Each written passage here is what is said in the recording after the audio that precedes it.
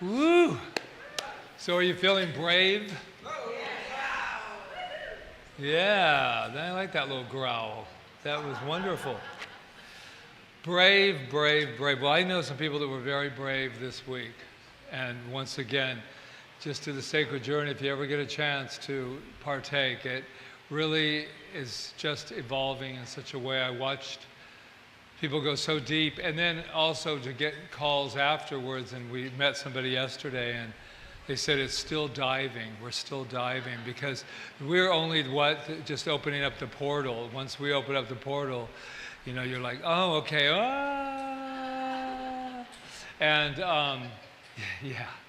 yeah. So and I saw some brave people on Friday night.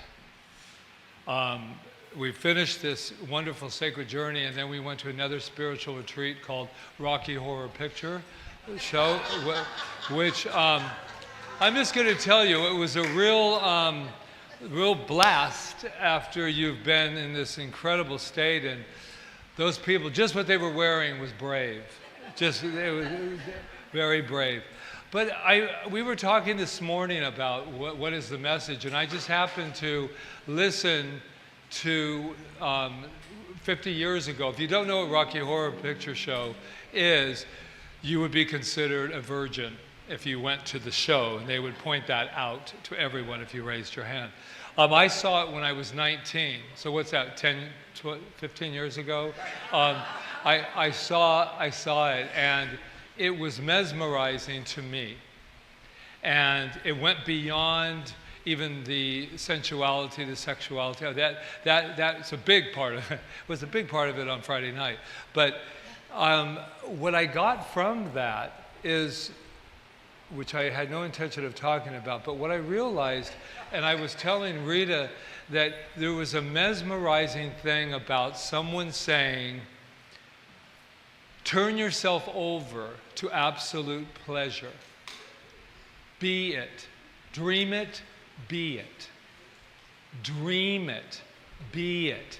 And I remember at 19, even though just that feeling of, wow, people really act like that? And it was just, you know, I mean, that first song, you know, that first spiritual song, I'm a Sweet Transvestite, was just, it just is mesmerizing.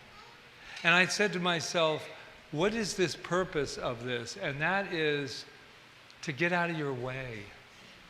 Stop all of this, I do it this way, you do it that way, judgment. Let yourself go. And it's not only about pleasure, it's about if you can dream it, be it. And that's what we're talking about today, Wishcraft. The very first time I heard Wishcraft, I was once again 19. Lots happened at 19, by the way. And I read this book. I swear to you that when I came out of the womb, there was like a little flashlight with a little self-help book. And because I was always fascinated with behavior. Why do we behave the way we do? And what is this thing that is this unexplainable? And I remember reading it. Her name was Barbara Scheer. I don't know if you 50 years, you know, I think she passed away in 2020. And I remember reading this and wanting to follow everything that she was saying to be a better person. I was 19. I was just getting started, and I was going, how can I be a better person? And I love that growth thing that has always been inside of me, that has always said, there's more to know, there's more to know. So I was thinking of this Wishcraft, and luckily I was here with Rita starting to sing it, and I just did a few of the lyrics of When You Wish Upon a Star. And now listen what they were telling us. Now, I don't know if I was thinking about this, and it's from what? Pinocchio. Did you ever see Pinocchio? Last time I talked about Peter Pan somewhere back in there. When you wish upon a star, makes no difference who you are. Can we start there? When you wish upon a star, it makes no difference who you are. It doesn't matter what you've done, what you're doing, what your color is, what your religion is, what anything is. It doesn't matter. It doesn't say, oh, you did this and you did that. This philosophy is so exciting for me because what it says is we don't, the allness of all, we don't care what you're really doing. We just care that you ground and align with this power that sometimes we forget that we have. I don't know about any of you. I forget sometimes.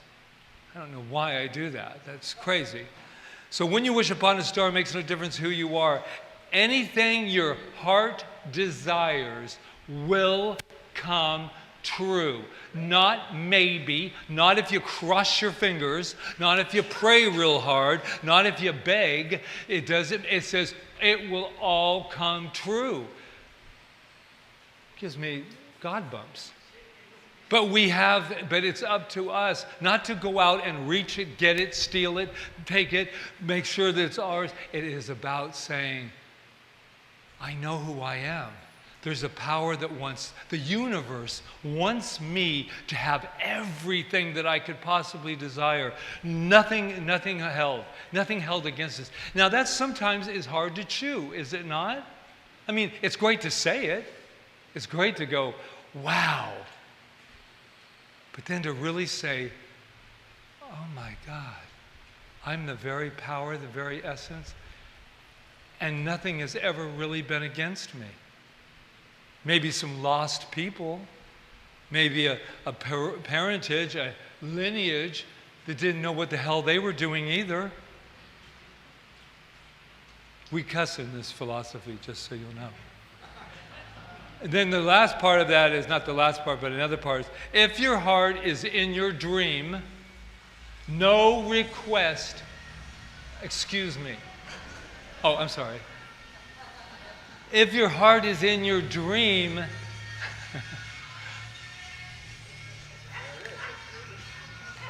oh, that for you young folks is called a flashback. Okay, so, you know, I promise myself in the morning, I'm going to walk up here, I'm going to be so pious and so sacred that you guys won't even recognize me, and then, I know, doesn't happen. It can't happen because that's not who I am. If your heart is in your dream, no request is too extreme. Isn't that the best news ever? So no matter what you think, I don't know if that's possible. I tried that before. Oh, what are we going to... It says, no request is too extreme. When you wish upon a star, as dreamers do. So today I just want to go with us and just leave us a little bit about beyond the dreaming. Go beyond the dreaming, beyond the wishing, because I'm all for the wishing. I understand. So as a matter of fact, haven't you remember the birthday thing? Happy birthday to you, happy birthday to you. Make a wish. Blow out your candles. I don't even know. I just did it. I have no idea but I always wondered, because I was that kind of kid, they would go like this. And then you lose out if you can't blow them all out. Then you go, nah, try again next year. Well, that's what it felt like. So I'm blowing this candle out, and when their eyes were closed, I wondered, were they really believing? Were they really saying that this is what I want and this is what I wish for? So I got some great news for all of us today. And then you say, what's that, Patrick? What's that, Patrick? I just want to make sure you were still awake. Here's the deal about wishing. Wishing has a loophole. It means that there's a possibility it may not happen. I wish, I wish. I always use the one of our Master Jesus when he's about to walk on water. And he's out there, and all the apostles are saying, what's he going to do? He's going to walk on water. And just before he walks, he goes like this.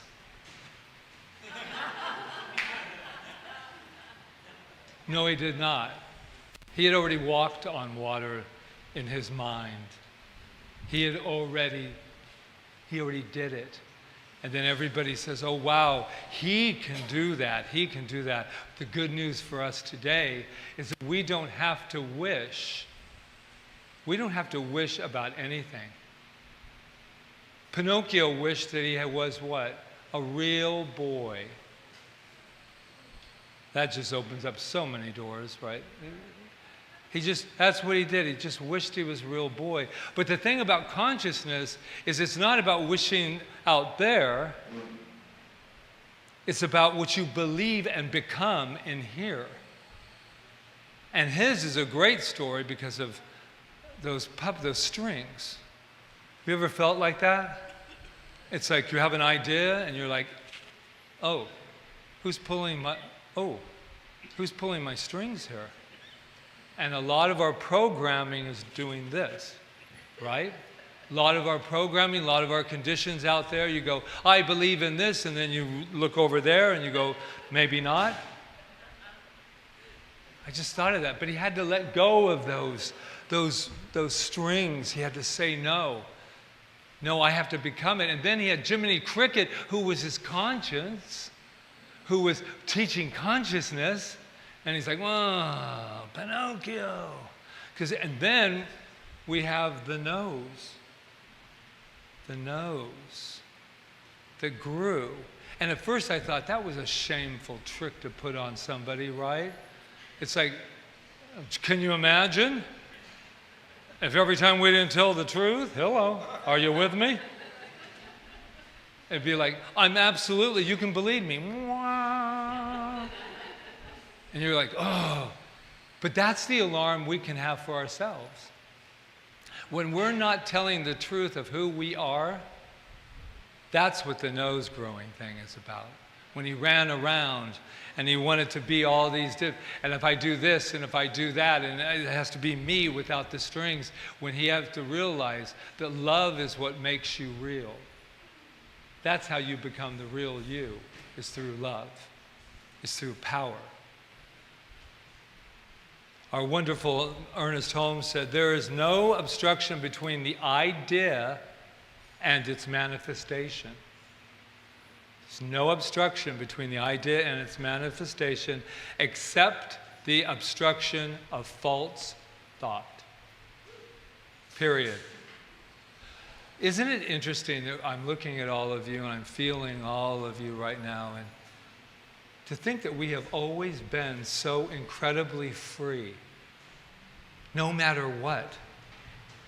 So Pinocchio's wish wasn't granted because a fairy waved a wand, even though I would love to just have a fairy just wave the wand and have it done. I know.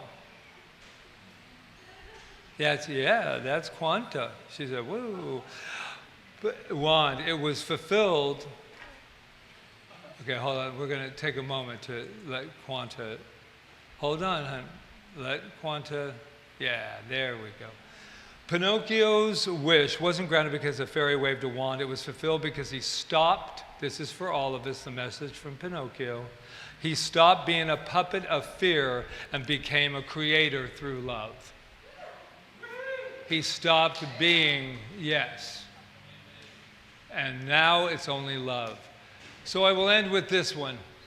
In today's world, our noses don't grow longer. What do you need? There's two things in life.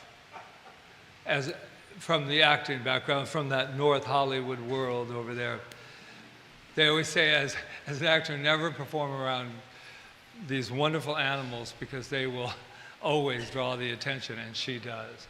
So in today's world, our noses don't grow longer, our souls just grow louder. So when we are being our false self, and that doesn't, all the false self is forgetting who you are, that there is no extreme too big that will not honor you and listen to your word and listen to your, not only your thought, but your belief. The universe stretches the distance between our image and our essence until we finally choose to be real. So that's my knowing for you, as we say in this teaching, They say, well, wishing sounds so wonderful, but wishing has left my door open for it not manifesting. And I know, when we know who we are and what it is, there is nothing, anytime, anywhere, any place that will be withheld from you.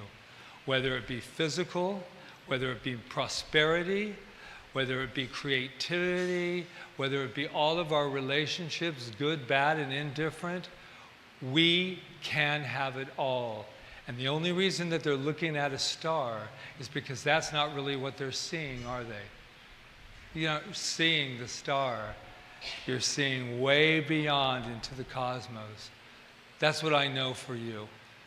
I love you all. I want you to know that that love that we have right here is the thing that will carry us, that will allow us to be and do and have anything. And that's when we are contributors to this incredible planet that we now can call love. Namaste.